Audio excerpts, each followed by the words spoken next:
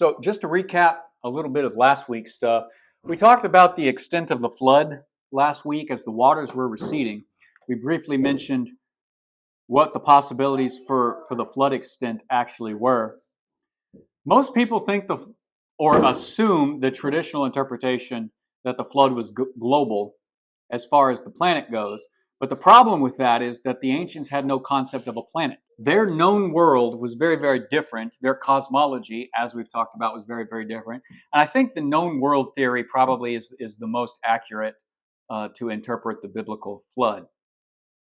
The entire land, depending on what land they actually meant, was flooded. But it need not mean planetary. In fact, it's impossible for it to mean planetary because they didn't understand the planet. They didn't understand the globe. They thought the world was a big flat disk. But I think we can safely say that the big flat disk was flooded to the point where 23 feet over the mountains were covered and the ark floated on top of that 23 feet of water and bumped up against the mountains. The other options that are on the table, so to speak, were the regional flood, meaning like the ancient Mesopotamian world. It's kind of a downplayed version of the known world. The regional flood basically says like everything throughout these Mediterranean worlds, from over here is the Mediterranean, the Caspian Sea, and the Persian Gulf. I think the known world would be bigger than this area. And so I think this is a little too small to encapsulate the language. But the regional flood and this local flood interpret the story as being basically hyperbolic, intentionally exaggerated language of the flood narratives, that God judged all people in all societies by knocking out a few of them. I think that doesn't go quite far enough and take the language seriously enough, which is why I kind of lean on the known world. And I think the global flood is way too... The numbers just don't add up. Let's say that. The math doesn't add up. There's not enough water on the planet for the traditional planetary-wide flood. There just isn't. Most of the water in the world is in the oceans, and the oceans are already the lowest place on the planet. How can they rise so high above the mountains? They can't. Okay, so I kind of don't think the logistics match up for that. So those are the four that are kind of on the table. The use of the all or every language in universal scope, you don't need to take that as planetary to be true. You just don't. We talked about this, Genesis 41:57. All the world came to Egypt to buy grain from Joseph because the famine was very severe. Everywhere? Well, everywhere doesn't actually imply the Native Americans, the Eskimos, or the Chinese, or the Australians, or the Russians. If such people actually existed back then, they didn't come all the way to Egypt to find food, right? So when all the world is mentioned in the book of Genesis in places outside the flood, it actually doesn't mean literally the entire planet. So why do we need to read Noah's flood as being the planetary-wide place, right? And you'll find people pick and choose where they're going to interpret this way. People know this about Joseph's flood at the end of Joseph's famine at the end of Genesis, but then they break their own interpretive rules when it comes to Noah's flood, because they think if you don't interpret it as a planetary-wide flood, you're not taking the Bible as the literal word of God. Literal is good. Overly literal is not good. Don't read the Bible literally. Read the Bible literarily. And out of that, you will find the points that are literal and literary in nature. All the world is a literary device for saying everything that they understood about the world, or an exaggerated concept of saying, pretty much everything that we can see and everything that we know about. Pretty much all those people. And you can see this again in Deuteronomy 2:25. This very day I will put the terror and the fear of you on all nations under heaven. That's the exact same phraseology as Genesis 7:19. All the land under heaven was covered, which is why I think here in Deuteronomy it's a little bit different than Genesis 41 with Joseph's famine. But they're still fundamentally the same. It's not a planetary-wide concept. They had no concept of a planet. It's more the sense as far as the eye can see, because these are phenomenologically based people. They write based on what they can see. They write their language. They write in pictures based on what they can see, based on what they can experience. So I think that's the right way to actually read Noah's flood to whatever degree. It's the way that ancient texts like the Sargon geography actually encompass the all language or the totality of the land under heaven. Well, they knew about all this land that wasn't blue or green, but they still say that Sargon conquered all the territory under heaven and was king of the universe and stuff, even though they knew he didn't literally conquer every square inch of the planet. Nobody has. All right, so that was last week's, that's review. This week we're going to dive into the waters have receded. Noah and the animals are going to come out of the ark, and God's going to do some talking. And we're going to talk about what God says this morning and the commitment that he makes to humanity after the flood, which can be summarized in this. Long summary, but here you go. Despite their corrupted and violent natures, God commits through a covenant to preserve humanity and fulfill his purposes for their redemption in a restored creation. To help preserve corrupted humanity, capital punishment is instituted to curb the violence. What is capital punishment? The death penalty. Capital punishment is our way of referring to the death penalty. What you're going to see here in the Noahic covenant, as we're about to find out, it's called, or at least theologians call it. This is where God finally institutes the death penalty for murder. Why would he do that? Good question. We'll get to that. Let's read the text. We're going to start in 8:15. We'll go through 9:17, and then we'll walk through it. The thing you have to understand, and I want you to start picking up on as you read this, that the further that you go through Genesis, the more you should see the same phrases and words repeated over again.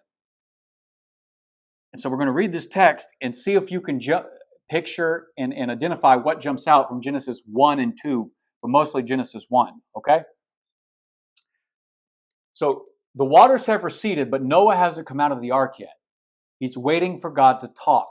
So in 8:15, then God said to Noah, "Come out of the ark, you and your wife and your sons and their wives. Bring out every kind of living creature that is with you, the birds, the animals, and all the creatures that move along the ground, so they can multiply on the earth and be fruitful and increase in number on it."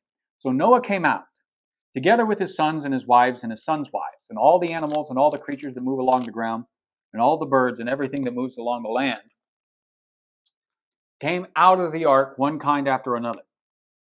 Then Noah built an altar to the Lord, and taking some of the clean animals and clean birds, he sacrificed burnt offerings on it. The Lord smelled the pleasing aroma and said in his heart, "Never again will I curse the ground because of humans, even though every inclination of the human heart is evil from childhood. Never again will I destroy all living things as I have done. As long as the earth endures, seed time and harvest, cold and heat, summer and winter, day and night will never cease." Then God blessed Noah and his sons, saying to them, "Be fruitful and increase in number, and you will fill the earth.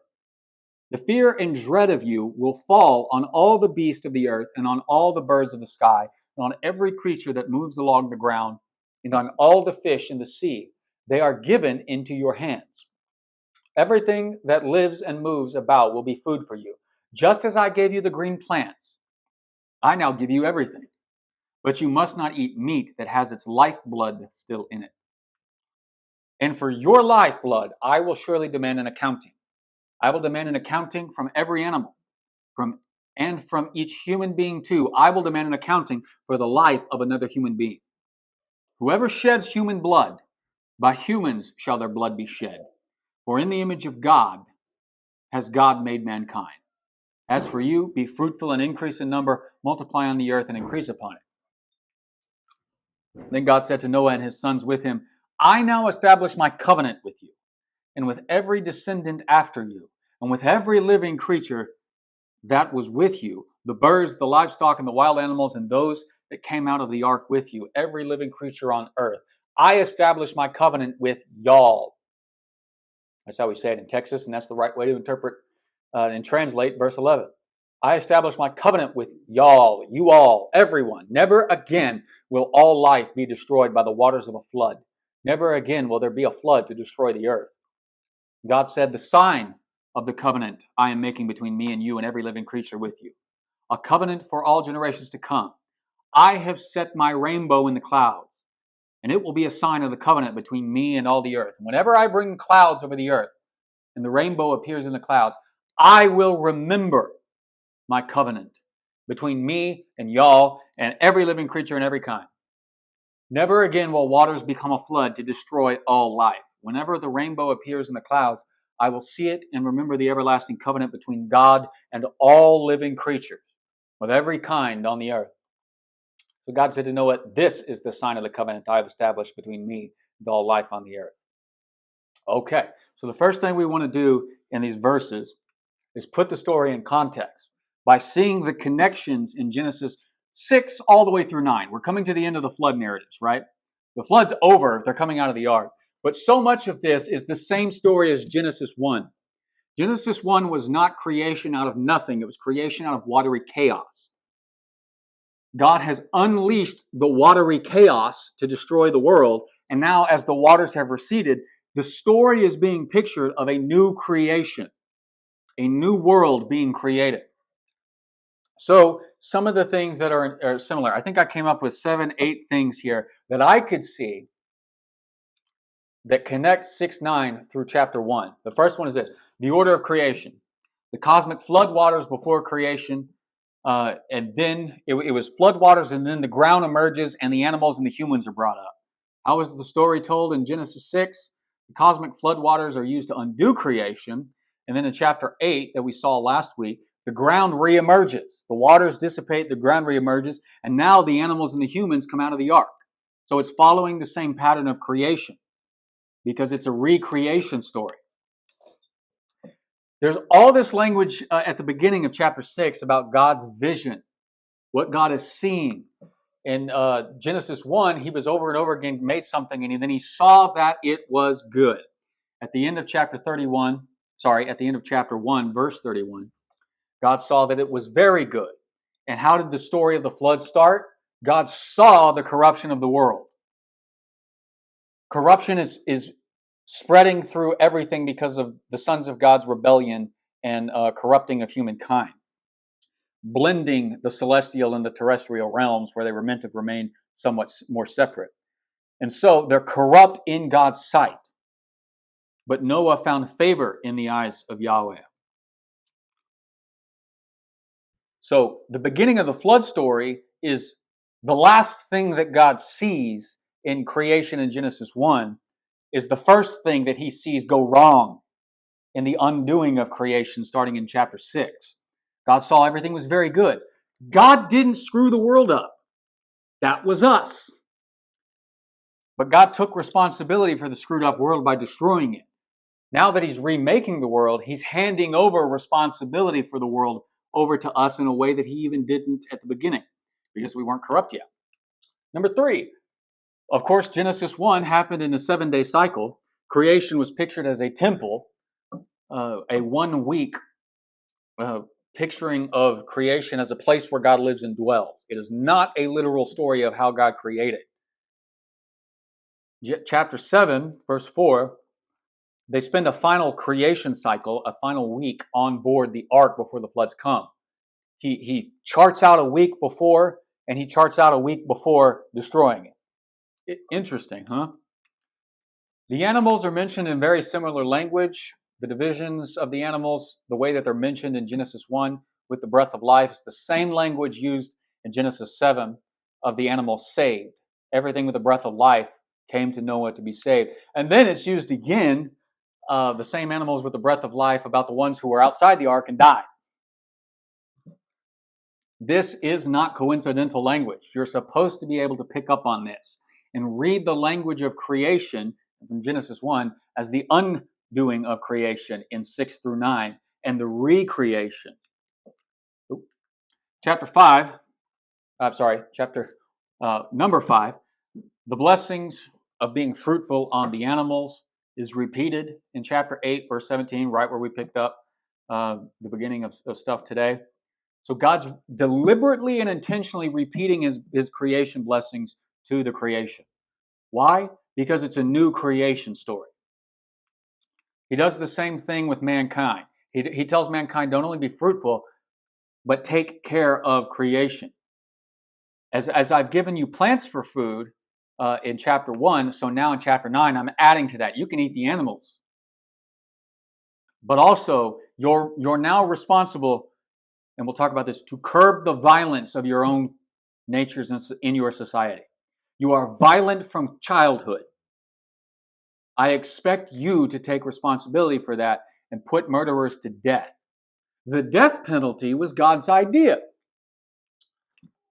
Humans are in the image of God. That's in 126, and then it gets repeated in a poetic statement in the recreation story in 9:6, and then it adds the death penalty for homicide. And then finally, this I only noticed yesterday or the day before when I was preparing for this. The Hebrew word ruach is the word for God's spirit or wind in general. Well, in 1:2, when God is surveying the watery chaos of creation, his ruach, his spirit, is hovering above the waters. And in 8:1, what we looked at last week, when the waters begin to recede, it's God sending a wind, a ruach, across the waters so that it begins. So everything begins with God's spirit in creation and in recreation.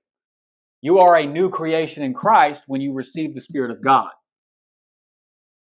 These are all connected things, and sometimes the connections are just the same word being used over and over again. Okay, so those are the connections that I could see, the primary connections. I'm sure there was a lot more. Those are like the big 8.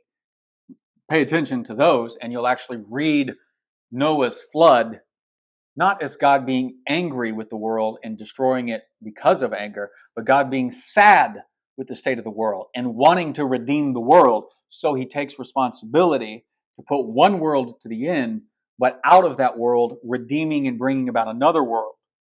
And out of this, you see that God establishes this covenant with the people so that he can recreate a better world that doesn't have to be destroyed again, despite humanity's same corruption. Noah may be faithful to God, may be obedient to God, may walk with God. He is still of the same world that God destroyed. Before the flood, God looked to this future and says that he will make a covenant with and through Noah, but he doesn't offer any further details.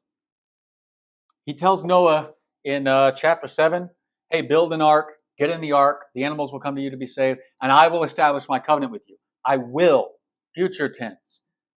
Now, after the flood, we're given the details of the very first covenant in the Bible. Now, the Bible has a lot of very important things called covenants in them. There's like half a dozen that you need to pay attention to. We're going to talk about one. We'll talk about the second in a few weeks, the Abrahamic covenant.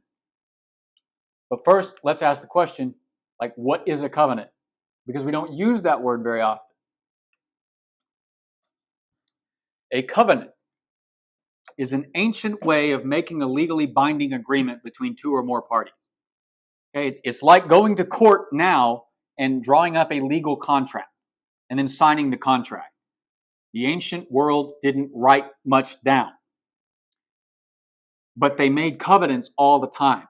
They were public displays where everybody in the culture and in the society knew this king and this people, or that king and that king, or this whole people and that whole people through their kings, whoever the two parties or three parties or four parties or whatever, whoever the parties are, everybody knows who the parties are and what they're agreeing to.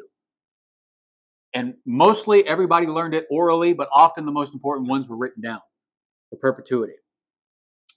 So God is making a covenant here, and covenants were designed to bind people to act or to not act in certain ways moving forward.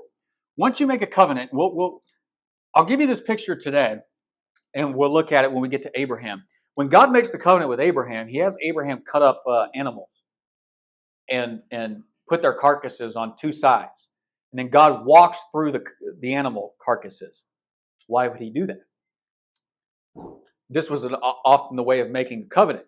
Noah's sacrificing animals on the altar here to prompt God to he's worshiping God. It's his first instinct when he gets out of the ark. God responds to the dead animals and says, let's make a covenant here. And he does all the talking and Noah does nothing. The idea was they took covenants seriously. They bind themselves to the actions they're swearing by. And the point of the dead animals is to say, may I become like this dead animal if I do not keep my end of the covenant. And you will find that only God walks through the dead animals. Abraham's not doing anything to make this covenant. God is making this covenant and binding himself to these promises to Abraham. It's the exact same thing that he's doing here. Through making covenants with humans, God formally binds himself to act in certain ways and do certain things. There are some people who would have a problem with the notion that God would bind himself. Well, talk crap. He does it all the time. When God cannot lie. He cannot do it. He would not be God if he could. And he cannot swear to make promises that I will never again flood the world and then flood the world. He cannot bind himself to a covenant promise and then break that promise. What does he do through covenants? He's binding himself legally and formally in ways that the humans can understand. Right? This is just like the cosmological language we've already talked about, the pictorial language. God didn't tell people that the stars were gods. They already thought that way, right? He didn't tell people that their heart was in their stomach. They already thought that way. God didn't come up with making covenants. Humans did. And God will take what humans know and relate to them through that. Hey, you want to know how serious I am about never flooding the world again? Let me make a covenant and let me swear to you that I will never do it again. And you can trust and take that seriously. So what does he swear in the Noahic covenant? It's just the nickname that this covenant gets, right? Because it's a covenant through Noah. God formally binds himself to not do some things and to do other things. One, he will not curse the creation as a whole any further. He will not destroy the whole creation by floodwaters again. But he will preserve humanity. He will reestablish by blessing and maintaining their existence until he fulfills his own intentions for them as established in Genesis 1 and 2. We talked about God's post-rebellion promises, that he would send the seed. Noah is a descendant of that seed. Noah is the seed for all intents and purposes here. And if you're reading Genesis 1, the rebellion in Genesis 3, and now the rebellion in Genesis 6, and now the flood stories in 7 and 8, and now the recreation story in 8 and 9, you're basically, you should be able to understand that God is committing in a recreation through this covenant to fulfill his purpose for humanity that he established in Genesis 1 and 2. Through the remnant saved from cosmic judgment, God will bring about redemption. And you can imply Genesis 3:15 here. The seed will come, and he will restore Eden to God's worldwide intentions alongside humanity. This is implied by the connected language between the stories. So all that, those 8 things that we talked about and so much more. I mean, when he mentions, I will no longer curse the ground, he's not saying I undo the curse. He's saying I will never curse further. So there he's linking it back to the curse of Genesis 3. And just by using one word, curse, he's implying everything that's been cursed in the human realm in that chapter. It will not get worse as a whole. But that doesn't necessarily mean it's going to immediately be better unless humanity takes some responsibility here. Okay, so that's the gist of the Noahic covenant. Now let's walk through the passage. 8:15 through 20 is kind of the introduction. 15 through 19, it's just recording the remnant re-emerging out of the ark. That's all. And then in verse 20, Noah's first instinct is to build an altar and worship God. He's acting as a new Adam in the recreation story. He is the king and the priest Adam failed to be. Noah is now acting as a good king and a good priest. He's serving and he's worshiping God for his provision. So, at the beginning of the story, when Noah gets his name, can anybody remember what Noah's name meant? His father named him Noah because he will bring us what? Taylor, you got an idea? Go ahead. It's okay if you get it wrong. That would be Abraham later. When God changes Abram's name to Abraham, That's what you're thinking of. Yeah. No, that's understandable. Anybody else want to take a guess? Noah is the Hebrew word for comfort. Noah is living up to his name because he's bringing comfort not only to God, but to all creation.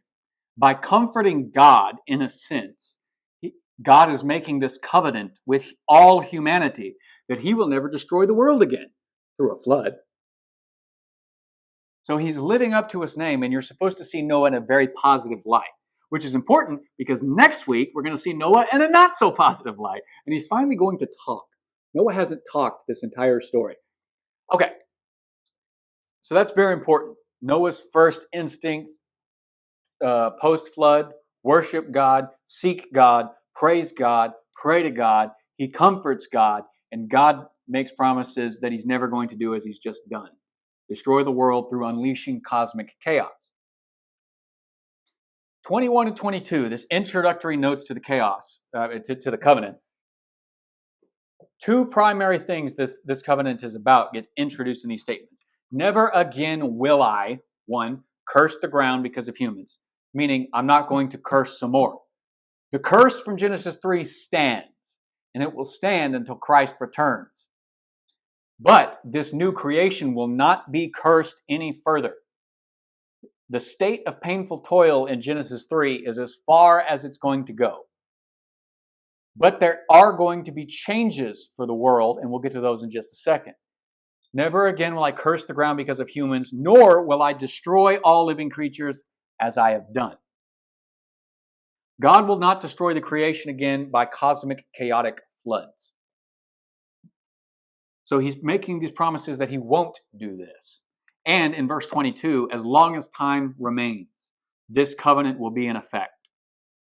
Seed time and harvest, day and night, cold, winter and summer. Merisms, right? We've talked about merisms. There's 4 merisms back to back right there. From this time to that time and everything in between. As long as time endures, God, the covenant keeper, will maintain these promises.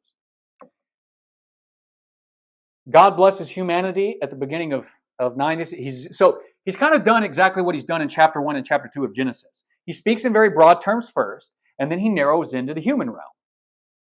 The writer is following the same patterns he's already literarily developed in Genesis 1 and 2. In the creation story, to tell this recreation story. Broad picture. Humans don't talk in Genesis 1. They get made, but they're not really there. They're not characters. They don't have their own mind or anything until we get to Genesis 2. And Adam speaks and talks and thinks. The verses before chapter 9 is God doing the same thing. He's speaking very broadly about all things. Now he's going to narrow in on humanity. And only after this are humans going to think and act and have agency. Just how the story plays out. Verse 1, it's a repetition, which we've already covered, of Genesis 1, reiterating the new humanity. Hey, be blessed, be fruitful, be multiplied. If anyone is actually wondering at this point in the story, if you're reading the text, is God's blessing from the first creation, does it still hold? The unequivocal answer is yes. God's blessings are still in play for this new humanity. Because God is good. Because God never really wanted to destroy humanity. Humanity was corrupted, so God destroyed it so that he could remake it, so that humanity could endure, so that he could keep faith with humanity and ultimately have Eden on earth with them again. But now we start getting some different things that weren't a part of the previous creation, or at least not in the same way. Is this the first time that humans are allowed to eat meat? Because now he says, the fear and the dread will fall on you on the animals of you, but if you can catch them, you can eat them. What do you think? Does this demand that humans were vegetarians before the flood? I would say it probably is possible, but I don't think that any of the language here demands that humans were originally vegetarian and that this is the first time that they're allowed to eat meat. The language here throughout Genesis, I'm not just talking in Genesis 9 here, but throughout these first 9 chapters, the language might be that humans always ate meat, but they didn't hunt for it before the flood. Now they have to hunt for it, What that means is they could have eaten the domesticated animals. Like when Abel brought a sacrifice to God. Some sacrifices you burn the animal completely up. Some sacrifices you eat some of the meat. Some sacrifices only the priest will later on eat some of the meat. Some, the priest eat the meat and you eat the meat. You come and you have a meal with God. That's what sacrifices were primarily about, not atoning for sin the way that we think of it. In the same way, Christ's atonement for sin, his death on the cross, was not primarily about paying the penalty for sin. It was about reestablishing communion with God so that we could come and have a meal with God. We call that meal communion. That's a different focus and a different emphasis. That's a different reasoning for the sacrifice and the atonement. So it is at least conceivably possible that they ate domesticated animals that they sacrificed like Abel did. So I don't think the language here demands that this is something brand new. I think perhaps God's statement would be saying, you're now allowed to eat whatever animals you can catch, even in the wild. But don't expect the animals to just walk right up to you. They will run from you. So if you can catch them, you can eat them. It's not a curse. He's not saying cursed are the animals, right? But this does seem to be a relational dynamic shift between humans and the undomesticated animals.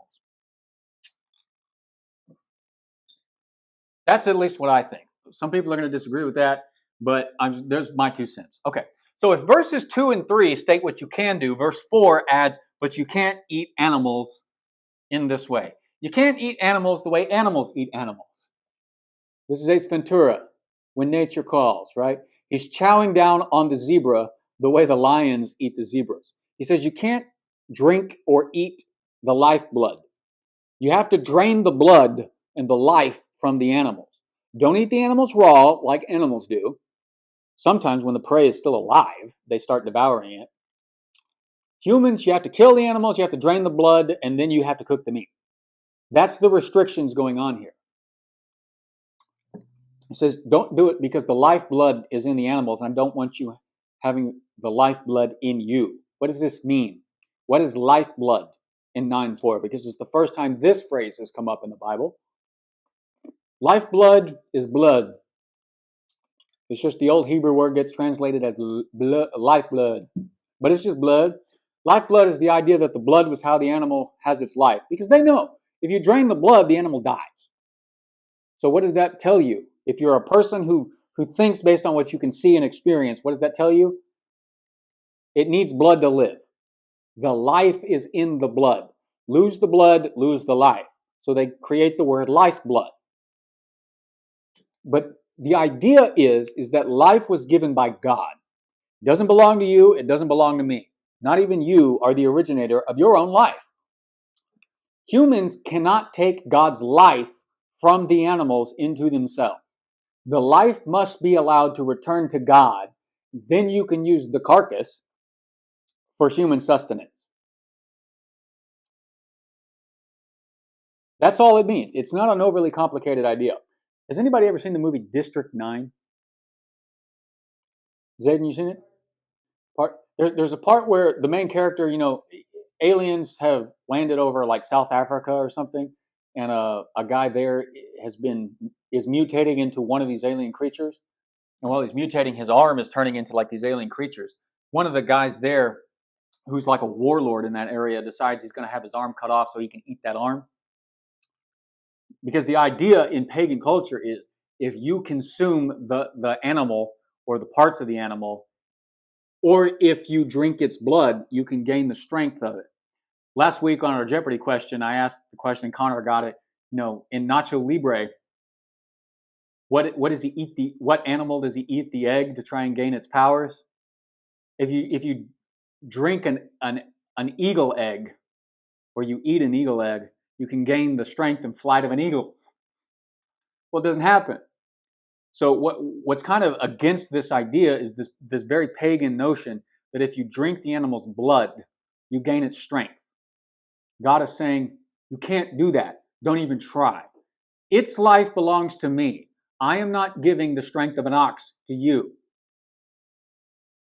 Let it go. Trust me with your life and trust me with this animal's life. Let the life return to me, and then you can use the dead. If you fail to let the life of the animal return to God, it was considered a great insult to God. It was trying to steal life from him. So the rationale, is connection to human life by being ended by bloodshed. This here, when he's saying this about animals and letting their blood return, he's tying it to human death in a violent, corrupted humanity. So we get this kind of hinge idea that meat isn't murder. Murder is murder. This is where the death penalty starts coming in. God allows you to eat meat and kill an animal without it being considered murder. But there is such a thing as murder. And so he connects this and moves on to, you're not allowed to kill one another. But if somebody does kill somebody else unlawfully, the death penalty is now to be instituted. So what is the rationale for the new social concept of capital punishment? According to 6:1 through 8, this prologue to Genesis, and then God's assessment in verses 11 through 12. So if you go back to the beginning of this, the second rebellion led to humanity's collective state of violence. Cain has already murdered Abel. Lamech is a violent man. We've looked at these. And now the second rebellion, this fusion of the sons of God with the daughters of men, has exploded the corruption out through all of society. And the end result is that man is nothing but violent all the time. In exchange for God's promises not to destroy all of humanity, humanity must now take responsibility for bloodshed by putting murderers to death. Curb the violent tendencies of human society so that God doesn't have to.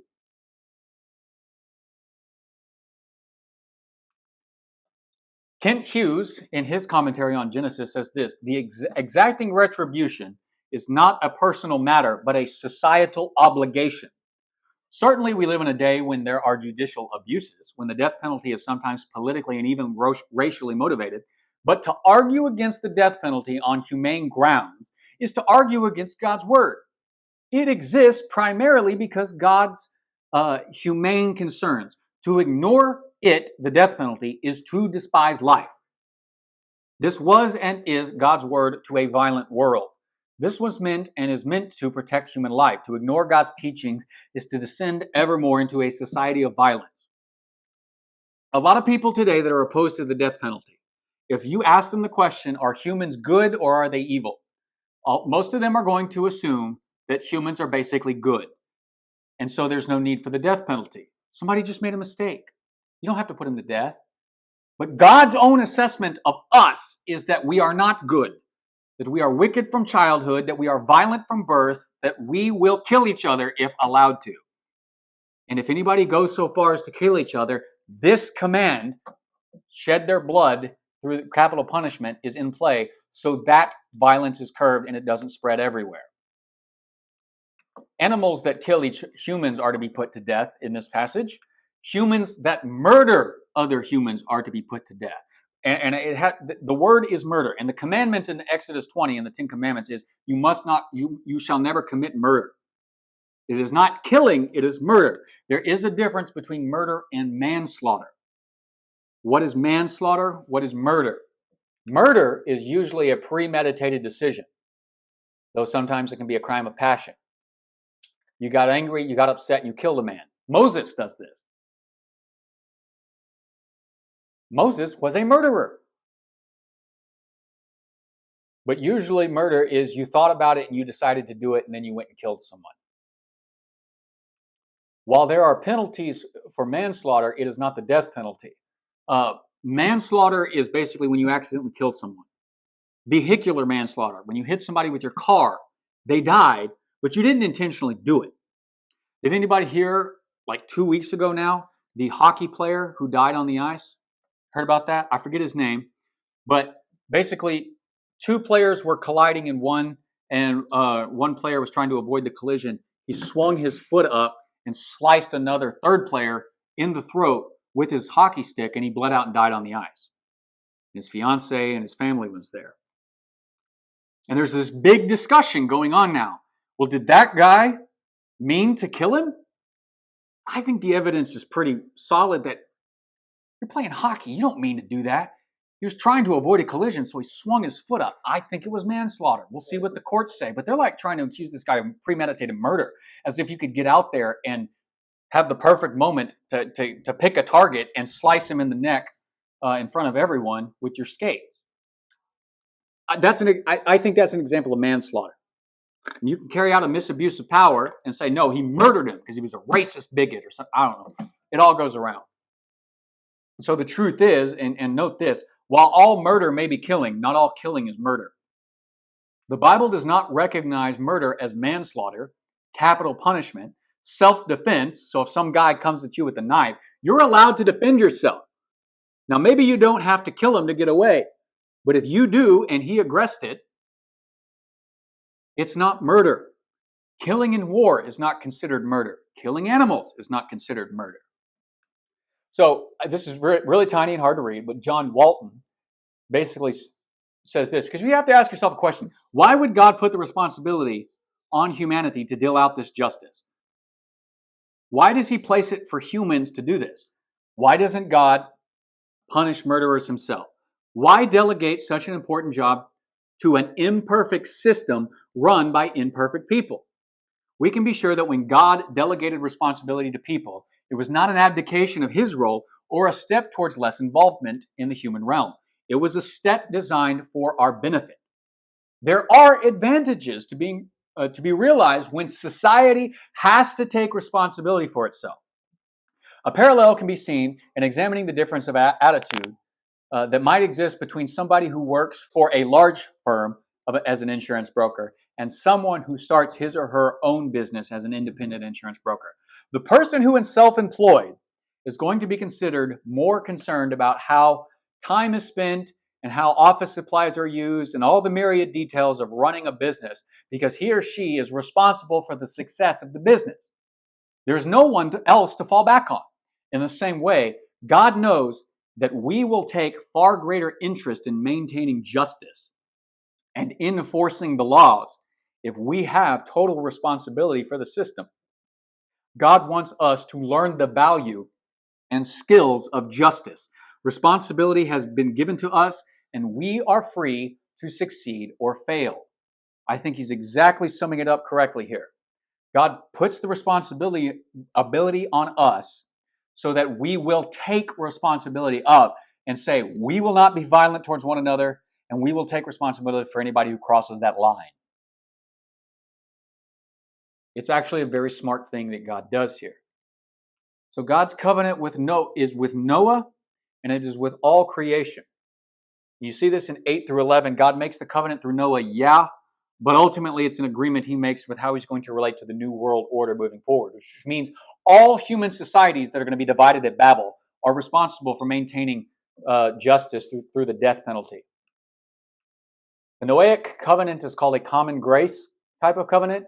It's between God and all creation. Even now, God will not unleash cosmic chaos so as to destroy humanity again.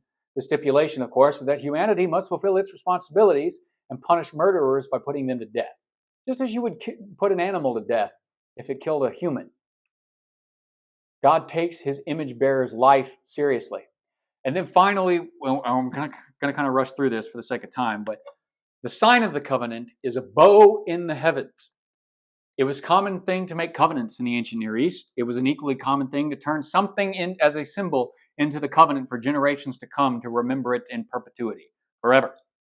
The Abrahamic covenant will have a sign. The Mosaic covenant will have a sign. The Davidic covenant will have a sign. The new covenant has a sign. It is baptism.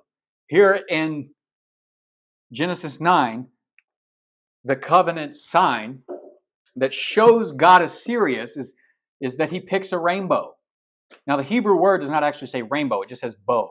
It's the exact same word as bow and arrow. Why rainbow? Look at this picture and picture that rainbow as a bow and arrow. Who is the bow in the heavens pointing towards? God.